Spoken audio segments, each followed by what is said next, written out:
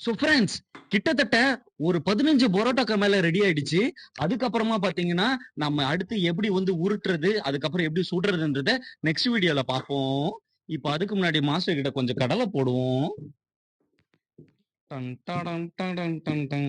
Master, இது வந்து பரோட்டா செய்யணும் எப்போ உங்களுக்கு தோணுச்சு? எப்படி இதுல பண்ணலான்றது உங்களுக்கு வந்து நான் உங்களுடைய வந்து கருத்து சொல்லுங்க. 3 வயசுல இருந்து நான் பரோட்டா தான் செஞ்சுட்டு இருக்கேன். பாருங்க ஃப்ரெண்ட்ஸ், 3 வயசுல நம்ம வந்து சூச்சா போயின்னு வந்து லாலிபாப் சாப்பிட்டு வந்திருப்போம். ஆனா அப்பவே மாஸ்டர் வந்து பரோட்டா செஞ்சுட்டு இருக்காரு. அது எப்படின்றது கேட்டுருவோம். ம். சொல்லுங்க. அது 3 வயசுல இருந்து செஞ்சேன். அது கடவுள் தந்த ஒரு அருள் அது. பாருங்க ஃப்ரெண்ட்ஸ், நம்ம மாஸ்டர் வந்து கடவுள் அருள் கொடுத்திருக்காரு. அதுக்கப்புறம் என்ன பண்ணிட்டு இருக்கீங்க சொல்லுங்க. இங்க பாருங்க, இங்க பாருங்க. அடாடாடாடா, நூலு மாதிரி வருதுங்க இது. செம்மையா இருக்குங்க பார்க்கும்போது.